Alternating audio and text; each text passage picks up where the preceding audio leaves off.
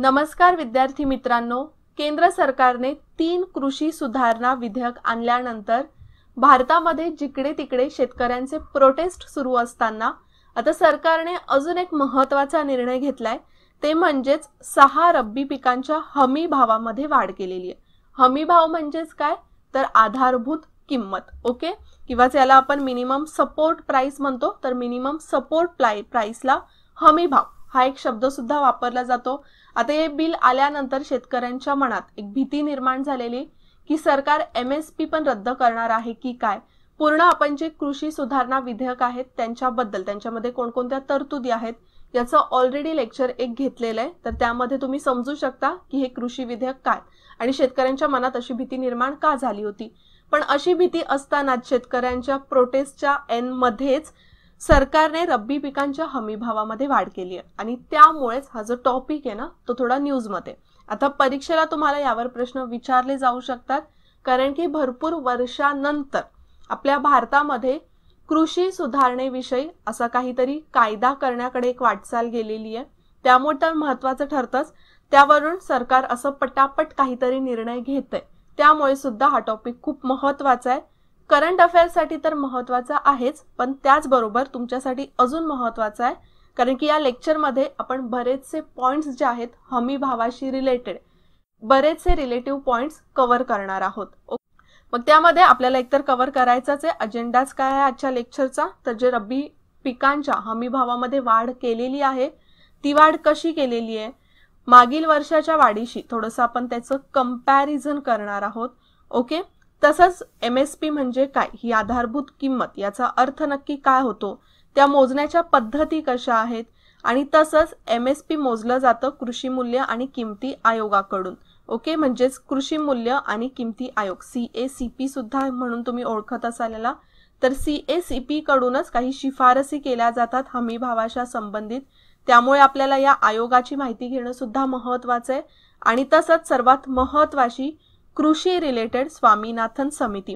भरपूर वेळा बघा तुम्ही साऊथ मध्ये पण बघितलं असेल की स्वामीनाथन समितीच्या शिफारसी लागू करण्यासाठी भरपूर वेळा शेतकरी आंदोलन करतात।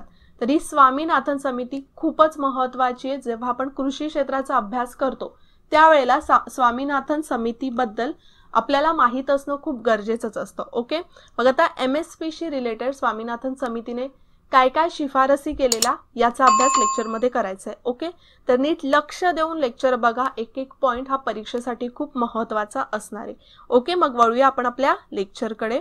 सर्वात आधी सरकारने कोणत्या धान्यांच्या हमी भावामध्ये वाढ केलेली आहे, तर ते म्हणजे गहू, बाजरी, मसूर डाळ, सूर्यफूल, हरभरा आणि राई किंवा मस्टर्ड याला म्हणतात, याच्या हमी भावामध्ये म्हणजे या 6 पिकांच्या हमी भावामध्ये वाढ केलेली आहे, ओके। मग आता हा हमी भाव म्हणजे काय किंवा ही MSP म्हणजे काय, त्यालाच आपण म्हणतो किमान आधारभूत किंमत। तुम्ही बऱ्याच वेळा ऐकलं सुद्धा असेल MSP।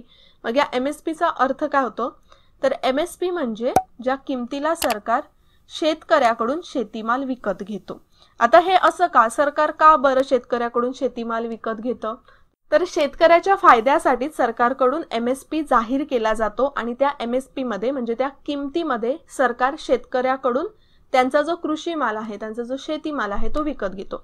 आता हे MSP का जाहीर केलं जातं किंवा सरकारकडून कृषी माल का विकत घेतला जातो, तर भरपूर वेळेला असं होतं की शेतकऱ्यांचं जे उत्पादन आहे एखाद्या धान्याचं, एखाद्या पिकाचं, ते खूप वाढतं। मग समजा पिकाचं जर उत्पादन वाढलं तर त्यावेळेला काय होतं, एक तुम्हाला मार्केटचा रूल तर माहीतच असला पाहिजे, ते म्हणजे जर सप्लाय वाढलं तर त्या वस्तूची जी प्राइस आहे ना ती कमी होते। मग सप्लाय वाढल्यामुळे शेतकऱ्याला कमी प्राइस मध्ये, कमी किमतीमध्ये त्याचा कृषी माल विकावा लागतो।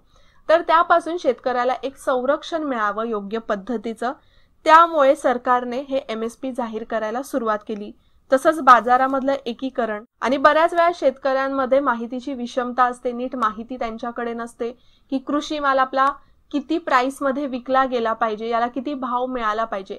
या सगळ्या गोष्टींमुळे सरकार MSP जाहीर करतं आणि त्या किमतीमध्ये मग शेतकऱ्यांकडून अशी जर कोणती परिस्थिती निर्माण झाली तर त्यांचा जो शेतीमाल आहे ना तो विकत घेते, ओके। मग आता या वेळेला जेव्हा सरकारने हा हमी भाव वाढवलेला आहे, जेव्हा ही MSP वाढवलेली आहे, तर 2018-19 मध्ये जे अर्थसंकल्प जाहीर झालेलं, सरकारचं असं म्हणणं आहे की हे जे हमी भाव असणारे ते सरासरी उत्पादन खर्चाच्या 1.5 पट असणारे, आणि त्यानुसारच सरकारचं असं म्हणणं आहे की हा जो हमी भाव आहे तो उत्पादन खर्चाचा 1.5 पटच आम्ही जाहीर केलेला आहे. उत्पादन खर्च म्हणजेच काय तर कॉस्ट ऑफ प्रोडक्शन. आता कॉस्ट ऑफ प्रोडक्शन मध्ये ना भरपूर गोष्टी येतात, या सगळ्या गोष्टी कन्सिडर केल्या जातात हमी भाव काढताना किंवा MSP चा कॅल्क्युलेशन करताना. या कॉस्ट ऑफ प्रोडक्शन मध्ये मग कोणकोणत्या गोष्टी येतात ना त्या मी तुम्हाला पुढे सांगणारच आहेत. पण MSP जो आहे तो आता ही जी वाढ आहे ती अगदी शेतकऱ्यांच्या आंदोलनामध्ये जाहीर केलेली आहे, त्यामुळे थोडं न्यूज मध्ये आहे. कारण की बघा MSP जनरली आता रब्बी पीक कधी घेतले जातात तर हिवाळ्यामध्ये त्याची लागवड होते, ओके, आणि त्याची कापणी मग पुढे म्हणजे त्याचं उत्पादन कधी होतं, उन्हाळ्यामध्ये, एप्रिलच्या आसपास. ठीक आहे, म्हणजे या रब्बी पिकांचं आत्ताशीर तुम्ही म्हणू शकता की लागवड सुरू झालेली आहे. आणि हा हमी भाव दरवर्षी ऑक्टोबर नंतरच जाहीर केला जातो, कधी ऑक्टोबरमध्ये तर कधी नोव्हेंबरमध्ये तर कधी डिसेंबर पर्यंत पण गेलेला आहे. आणि यावर्षी बघा सप्टेंबरमध्ये जाहीर केलेलं आहे. तर एवढ्या लवकर जाहीर करण्याचं महत्वाचं कारण तर सरकारचं काय असणार आहे ते म्हणजे शेतकरी जे प्रोटेस्ट करतायत तर त्यामधून एक शांतता मिळावी म्हणून हा हमी भाव खूप लवकर जाहीर करण्यात आलेला आहे. ओके, पण तरी सुद्धा आपण एक कॅल्क्युलेशन बघितला तर सरकार इथे म्हणतंय की 1.5 पट जी वाढ आहे उत्पादन खर्चाच्या ती जाहीर झालेली आहे. पण तुम्ही हा टेबल बघा, यामध्ये तुम्हाला काही गोष्टींमध्ये फरक समजेलच. इथे एका बाजूला 2020-21 मधला जो हमी भाव आहे तो दिसेल. आता इथे रुपीज पर क्विंटल आहे, म्हणजे पर क्विंटलला किती रुपयाचा हमी भाव मिळणार आहे. जसं मागच्या वर्षी व्हीटचं म्हणजे गव्हाचं जो MSP रेट होता तो होता 1925, यावर्षी झालाय 1975, म्हणजे एकूण 50 रुपयांचा फरक आहे. आता प्रत्येक पिकासाठी वेगवेगळा फरक आढळलेला आहे हा. ओके, म्हणजे जो कॉस्ट ऑफ प्रोडक्शन आहे ते इथे दिलेलं आहे. कॉस्ट ऑफ प्रोडक्शन बघा किती आहे, 960, आणि तिथे 1975 रुपये एवढं त्यांना काय दिलेलं आहे तर MSP. या टेबलमध्येच दिल्याप्रमाणे जे रिटर्न ओव्हर कॉस्ट आहे इन पर्सेंट, म्हणजेच कॉस्ट पेक्षा 106% वाढ कशात मिळालेली आहे, MSP मध्ये गव्हाच्या बाबतीत. प्रत्येक गोष्टींच्या बाबतीत इथे वेगवेगळा जो रेट आहे तो जाहीर केलेला आहे त्या त्या पिकाच्या कॉस्ट ऑफ प्रोडक्शन नुसार, म्हणजे उत्पादन खर्चानुसार. ओके, जसं 50 रुपयापासून तर ते 300 रुपयापर्यंत ही वाढ आहे ती आढळून आलेली आहे वेगवेगळ्या. सर्वात जास्त वाढ कशात आहे तर मसूर डाळीमध्ये. ओके, मग आता ही वाढ तर इथे आपल्याला आढळून आली आहे. जर तुम्ही हा टेबल बघितलात ना तर तुम्हाला किती पर्सेंटने ही वाढ झालेली आहे ते सुद्धा दिसून येईल. जसं गव्हाच्या जर पर्सेंटेज बघितला मागच्या वर्षीशी कंपॅरिझन केलं तर 2020-21 मध्ये इथे बघितलं आपण 1925 रुपये होते, आता 1975 झाले, म्हणजे फक्त 2.6% एवढीच वाढ झालेली आहे. जास्त वाढ नाहीये बघा, ही खूप कमी वाढ आहे. जर तुम्ही एक कंपॅरिझन करून बघितलात ना मागील काही वर्षांमध्ये तर 11 वर्षांमधली सर्वात कमी वाढ आहे ही. आणि 2020-21 वर्षाशी जरी तुलना केली ना तरी सुद्धा ही वाढ कमीच आहे. जरी इथे सरकार म्हणते की ही वाढ आम्ही 1.5 पट केली आहे कॉस्ट ऑफ प्रोडक्शनच्या, पण तरी सुद्धा आपण मागच्या काही वर्षांशी कंपॅरिझन केलं ना तर ही वाढ खूपच कमी आहे. आणि स्वामीनाथन समितीने काय सांगितलेलं की जी वाढ आहे ना ती मिनिमम 50% तरी असावी कॉस्ट ऑफ प्रोडक्शनच्या. ओके, म्हणजे 50%पेक्षा जास्त असावी. ओके, आता पुढे स्वामीनाथन आयोगाबद्दल तर आपण अभ्यास करणारच आहोत, पण खूप घाईमध्ये सरकारने ही जी वाढ आहे ती केली तर आहे, म्हणजे शेतकऱ्यांना एक प्रकारे शांत करण्याचा प्रयत्न तर केलाय.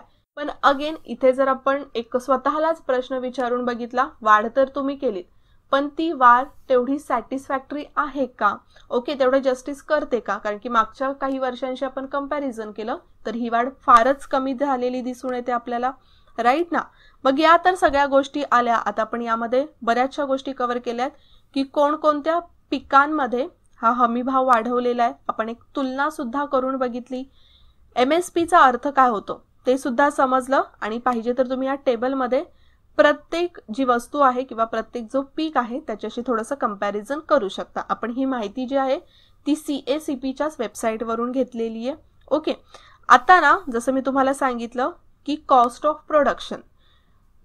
प्रोडक्शन ठरवताना म्हणजे MSP ठरवताना जे घटक विचार केले जातात कॉस्ट ऑफ प्रोडक्शन मध्ये तर ते घटक आहेत, जसं उत्पादन मूल्य म्हणजे उत्पादनाचं मूल्य किती असतं, कृषी आदानांच्या किमतीमधील बदल म्हणजे कृषीसाठी ज्या ज्या वस्तूंचा वापर केला जातो त्यामध्ये प्रत्येक वर्षी किती वाढ होते, त्यांच्या किमतीमध्ये किती वाढ होते, मागणी आणि पुरवठा, शेतीमालाची मागणी किती आहे, त्यांचा पुरवठा किती होतोय, बाजारभावांमधला कल, औद्योगिक मूल्यरचनेमधील परिणाम, तसंच पिकांमधील किमतीमधील फरक, वेगवेगळे पीक आहे तर त्यांच्या किमतीमध्ये कसा फरक असतो त्याची तुलना, तसंच साधारण किंमत पातळीवरील परिणाम, कृषी आणि गैर कृषी व्यापार शर्तीमधील बदल. बघा इथे गैर कृषी व्यापार शर्ती आहेत ना, त्यांच्यामधला बदल सुद्धा समोर ठेवला जातो, कारण की आपल्या भारताची जर आपण लोकसंख्या बघितली तर 50% जास्त लोकसंख्या डिरेक्टली इनडिरेक्टली ही कृषी व्यवसायावरच, आपल्याकडे ॲग्रिकल्चरवरच डिपेंडंट आहे.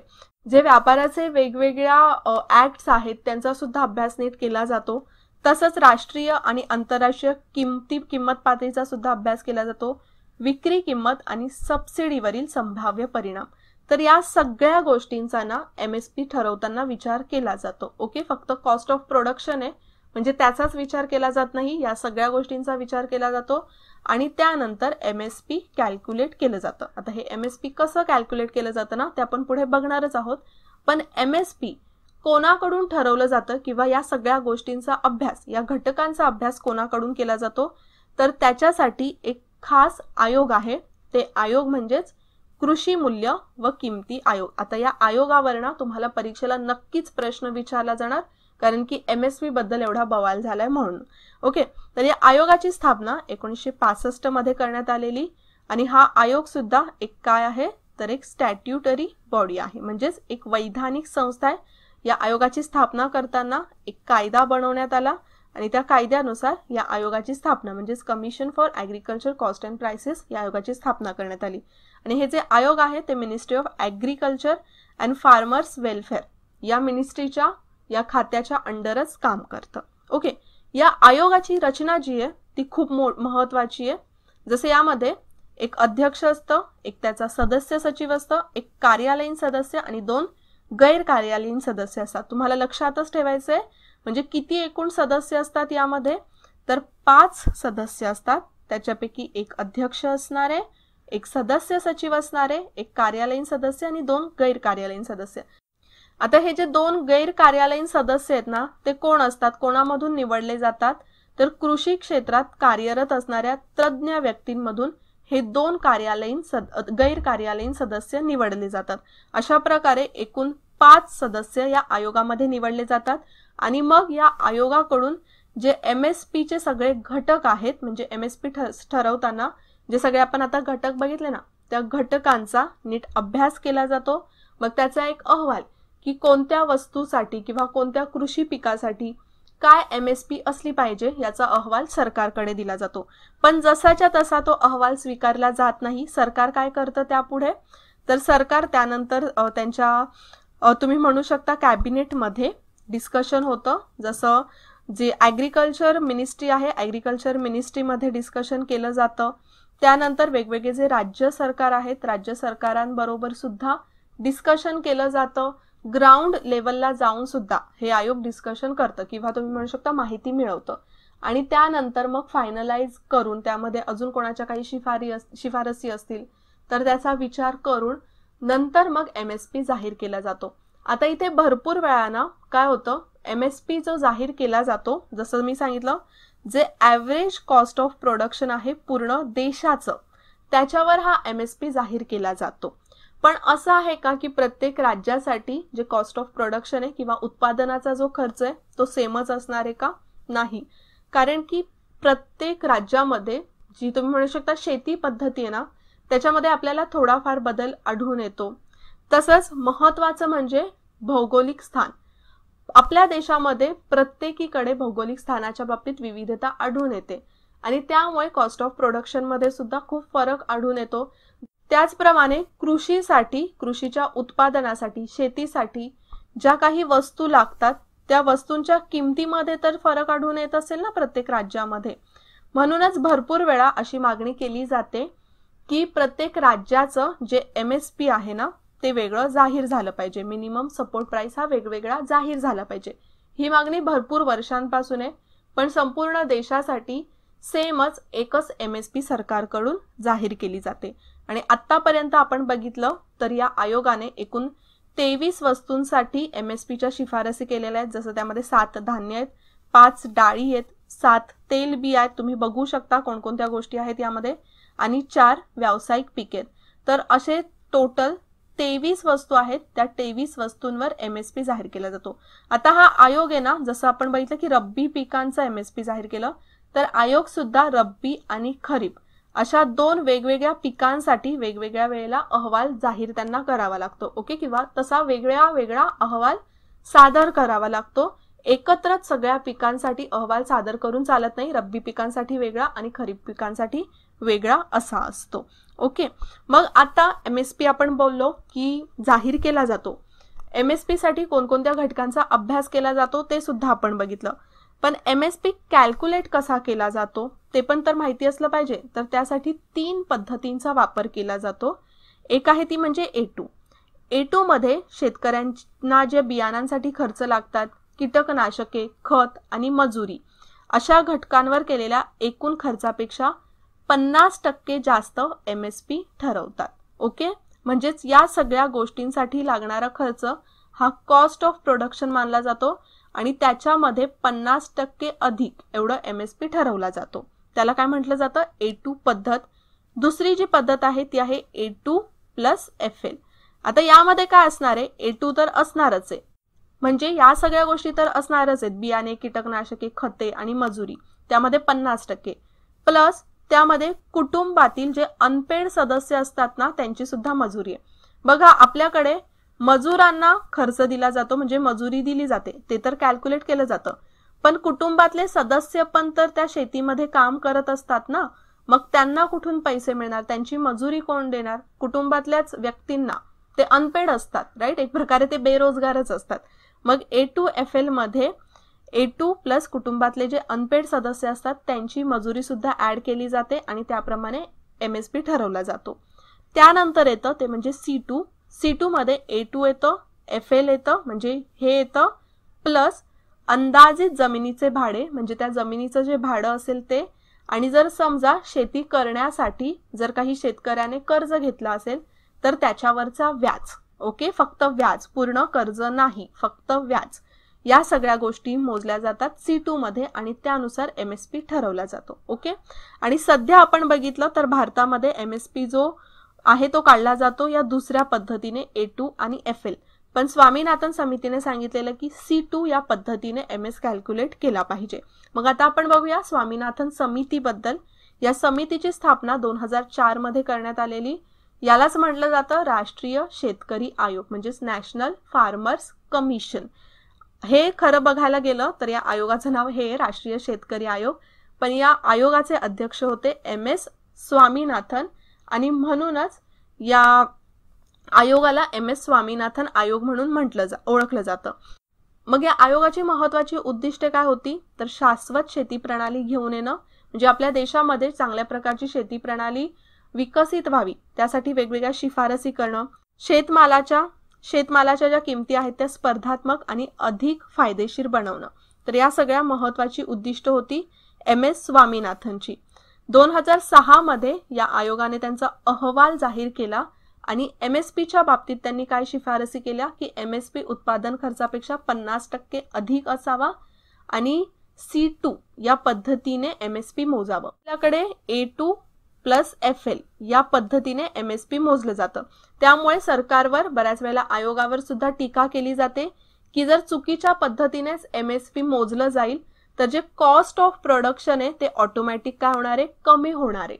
ओके, भरपूर वेळाला या गोष्टीवर टीका करण्यात आली आहे। जर कॉस्ट ऑफ प्रोडक्शनच कमी येईल तर ऑटोमॅटिकली काय होणार आहे? MSP जो काढला जाईल, जे तुमचं आधारभूत किंमत जी काढली जाईल तीच खूप कमी येणार आहे। मग त्या आधारभूत किमतीचा फायदा काय? मग हा जो कॅल्क्युलेशन मधला फरक आहे स्वामीनाथन आयोगाच्या या गोष्टीमुळे किंवा या शिफारसीमुळे आतापर्यंत भरपूर वेळा ठिकठिकाणी प्रदर्शनं झालेली आहेत, प्रोटेस्ट झालेले आहेत। आणि महत्त्वाचं आहे बघा, कारण की कॉस्ट ऑफ प्रोडक्शन कॅल्क्युलेट करताना जर त्यामध्ये जमिनीचं भाडंच नाही आलं आणि इंटरेस्ट नाही, आता पूर्ण कर्ज तर नाही देणार आहे पण इंटरेस्ट नाही आलं तर हा नक्की त्या कॉस्ट ऑफ प्रोडक्शनवर काहीतरी फरक पडणार आहे की नाही, आणि म्हणूनच या सगळ्या गोष्टी त्यामध्ये इन्क्लूड व्हाव्यात. त्यासाठी स्वामीनाथन आयोगाने अशी शिफारस केलेली की C2 पद्धतीने MSP मोजावा, पण सध्या आपल्याकडे A2 प्लस FL या पद्धतीने MSP मोजला जातोय. ओके. आणि स्वामीनाथन आयोगाने जेव्हा त्यांच्या शिफारसी केल्या होत्या तर त्यांचं एक महत्त्वाचं कोट आहे, if agriculture fails everything else will fail. आणि तिथेच आपल्या भारतामध्ये सध्या आपण बघायला गेलं तर आता कित्येक वर्षांमध्ये शेतीकडे, कृषीकडे तेवढंसं लक्ष दिलं गेलं नाहीये. कृषी मालाच्या निर्यातीमध्ये भरपूर तुम्ही म्हणू शकता वेगवेगळ्या गोष्टी किंवा सवलती देण्यात आलेल्या आहेत, पण त्याचं प्रोडक्शन वाढावं किंवा शेतकऱ्यांना एक तुम्ही म्हणू शकता हमी मिळावी, एक गॅरंटी मिळावी त्यांच्या शेतमालाबाबत, त्यासाठी कोणत्याच प्रकारचं रिफॉर्म आपल्या भारतामध्ये आत्तापर्यंत झालंच नव्हतं. ओके. आणि त्यामुळे या आयोगाने सुद्धा सांगितलेलं की शेतीकडे सरकारने जास्तीत जास्त लक्ष द्यावं. त्याचप्रमाणे आपण MS स्वामीनाथन यांना भारताच्या हरित क्रांतीचे जनक म्हणून सुद्धा ओळखतो. यातूनच तुमच्यासाठी एक प्रश्न आहे, खूप इझी आहे, सगळ्यांना माहिती सुद्धा असेल, मला आन्सर नक्की कमेंटमध्ये द्या. जागतिक हरित क्रांतीचे जनक म्हणून आपण कोणाला ओळखतो? ओके. मग आता लेक्चरमध्ये आपण जे अजेंडामध्ये बघितलेले ते सगळे पॉइंट्स नीट कव्हर केलेले आहेत. MSPचा अर्थ समजून घेतलाय, MSP कसं कॅल्क्युलेट केलं जातं ते सुद्धा समजून घेतलंय. त्यानंतर CACP जो कृषी आयोग आहे आपल्याकडे त्याचा सुद्धा नीट अभ्यास केलेला आहे, आणि त्याचप्रमाणे आपण स्वामीनाथन आयोगाबद्दल सुद्धा नीट माहिती घेतलेली आहे. ओके. मग लेक्चरमध्ये आता आपण इथेच थांबूया, पुन्हा भेटूया नेक्स्ट लेक्चरला. तोपर्यंत जय हिंद, जय महाराष्ट्र आणि थँक्यू.